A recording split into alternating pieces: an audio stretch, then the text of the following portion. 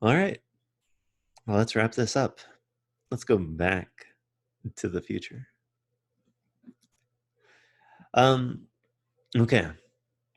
So we were looking at what people in the past had thought about the future, and some of them were on point, some were wacky and ridiculous. It's kind of interesting regardless. Um, but I don't think that looking from 1900 to 2000 is the right approach. And part of that is because I think that the change that we're seeing now is faster than the changes that we've seen at all but a couple of times in US history, or US human history. So I've put on a timeline some candidate revolutionary periods. Um, at, at the bottom is ours, right? What we're living to now in a shift away from production of objects into design and automation. But there's been other candidate revolutions. The Neolithic Revolution, which was when we started settling in areas and growing our food rather than hunting and gathering. The invention of writing, the scientific revolution, the industrial revolution. All of those are big changes that I think are particularly worth thinking about in this context. I'm going to focus on two, which I think are the two big ones, the Neolithic and the Industrial Revolution. So the Neolithic Revolution had this fascinating we should be thankful to it for a lot of what we like about society and sad about a lot of the consequences that came with it. So first, I mean, it's distinctive in that it happened numerous times in different populations of humans. But one thing that was consistent was the increased domestication of plants and animals and the modification of land to grow those plants. And sometimes I like to think about the kind of ingeniousness, the kind of just like raw critical thinking brain power it must have taken for a human being to realize that a seed was causally related to a plant in a future, right? So a seed right now having anything to do with a plant in that location a year from then. And I don't think that happened all at once. I think that probably happened with like um, people were migrating the same routes, and they happened to see that the fruits that they were taking with them were growing along the path where they had traveled, and somebody made that mental leap. Which, honest to God, is it seems obvious to you, but just think about how different it must be to actually think in terms of fundamentally changing your environment to produce the foods that you like. But we did this. Humans did this multiple times.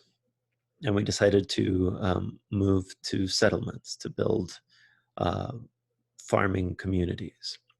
And with this, brought a dependency on the land. Drought and famine happened again and again when the land didn't obey, when we weren't good enough at predicting the future. Disease spreads very quickly in um, bigger settlements than it does with hunter gatherers. And so we saw some diseases pop up. We also, once you can find populations that are in the same place again and again, you can think of long-term and long-distance trade because you know where to find people and you can trade things that you want. You can also compete and you can have wars. Um, Society also started a division of labor for some of the first times. You started getting more socially complex social roles. And that includes really bad social roles like slavery and serfdom. Um, the bigger the community, the more you could get this to happen. So it's a big shift. And most people are happy that we transitioned from the hunter-gatherer lifestyle. But notice that there have been many, many instances in world history where people have been brought from a hunter-gatherer lifestyle to the present and then given the option to go back. And more of them go back and stay in the hunter-gatherer world than stay here. And the same goes in reverse. There's more people that have left civilization to go back to nature than have gone there and come back and stayed, right? Like there seems to be something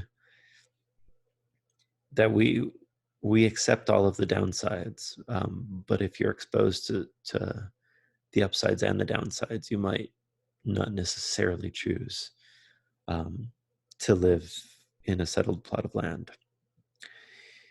I like my settled plots of land, so those instances of history don't convince me, but people have made those decisions to go back to hunter-gatherer times. We fast forward to the 17 and 1800s, and we get to the Industrial Revolution, which starts in the United Kingdom and spreads around the world. You get this increased productivity in that everybody is in a factory and everybody is doing things all together. And as you make interchangeable parts and you speed up your assembly process, you get more and more dehumanized labor. That is to say, you have to do a task and it's your job, but anybody could do it. And you don't feel like you're actively benefiting in any way. You're given some small pittance for your time and energy, but by and large, you don't get to reap the rewards of your labor. You're just, squirting guacamole into a burrito or something.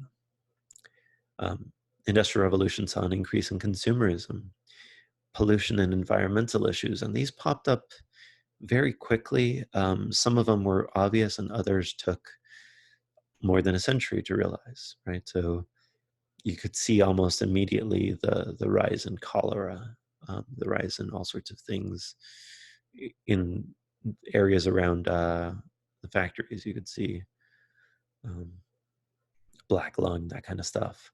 But climate change took more than a century to really uh, hit.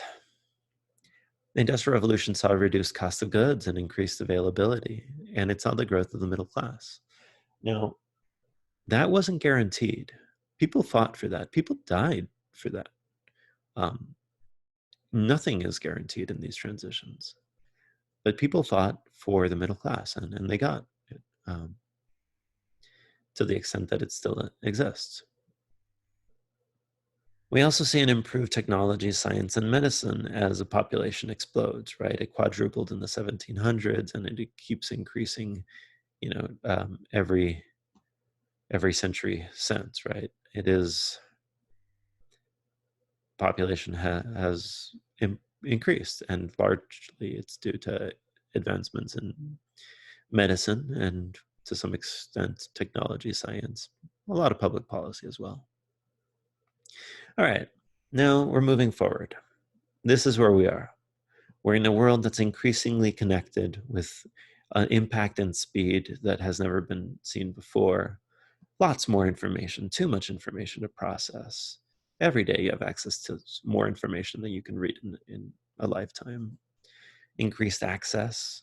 Power is decentralized, but privacy is lost. Globalization is increased. There's also fewer filters of quality. And we see a decline in the middle class and an increase in consumerism. Again,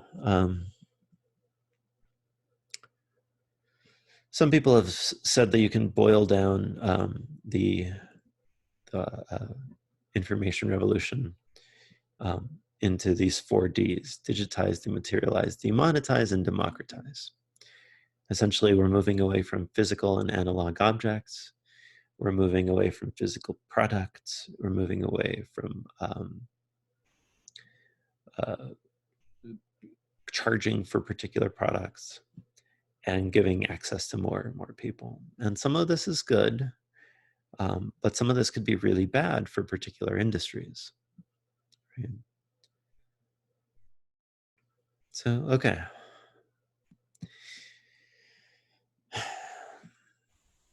I feel like in a couple of videos I've talked about inevitable outcomes. And I think human modification is inevitable to some extent. Um, but change in general is inevitable. And I want to talk about the pattern that typically takes. There's initial condemnation, um, especially when there's a big change in the horizon.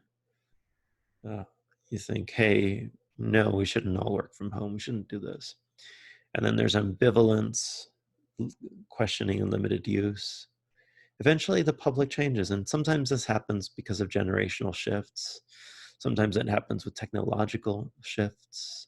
Sometimes circumstances shift, right? So this past year, people were advocating for a universal basic income, and it was condemned. There was some ambivalence, but then a big change happened, and now there's limited use. So I'm not saying that this will directly follow the path, but uh, you might think that um, after a while, if it turns out that this is how you deal with these big changes um, in household goods, in the supply chain, then eventually we might be willing to accept this. So technology proves to have mixed outcomes, and then limited regulations are passed. And this is the thing that I'm going to end on in a little bit, how regulations at the end tend to have minimal effect, but it's difficult to predict what they are going to be. In the previous video, I showed a list of like what people had predicted were going to be the outcomes. There's a book that just came out really in the past couple of weeks where Toby Ord argues that the odds of humans going extinct in the next century is roughly 1 in 6. And he gives these estimates. And some of these estimates are very backed by science, right? Asteroids, comets, supervolcanoes, stellar explosions. We have a really, really good idea of some of these. Others are a little bit more ambiguous. He thinks that nuclear war or other environmental damage is about 0.1% likely to eliminate humans. I don't know how to assess that. Some of these, the bulk one is artificial intelligence, experts giving it a 1 in 10 shot of eliminating humans.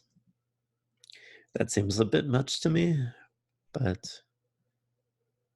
by and large, I think there's a sense in which the anthropogenic risk, the human caused risk to humans, is much greater than the natural risk, and almost certainly by orders of magnitude, right? So maybe it's not 1 in 6, but it's definitely not 1 in 6,000.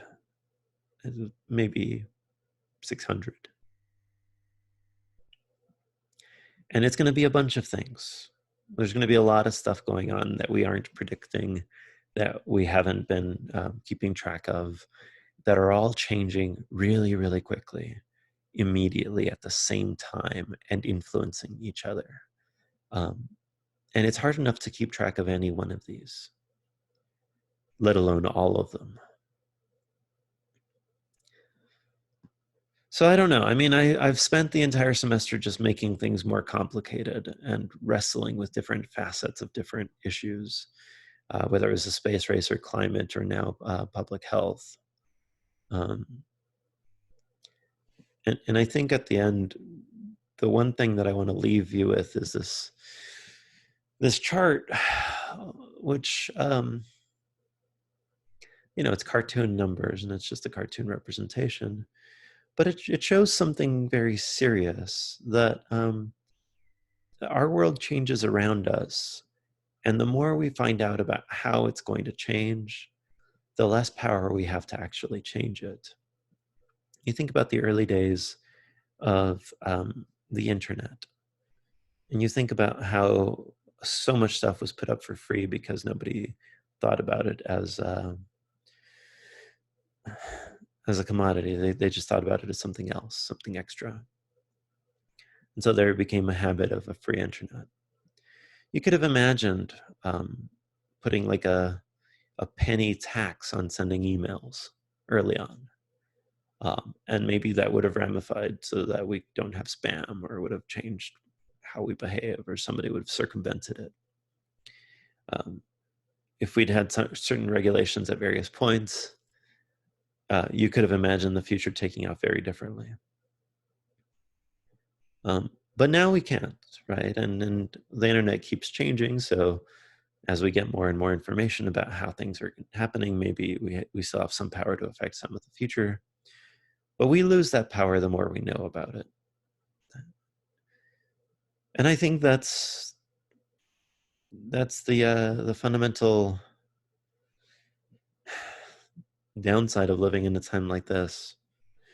All right, so I ended the climate change section with this techno-human condition of thinking we're in a complex system, but it's actually more complex than that, and we have poorer tools than that.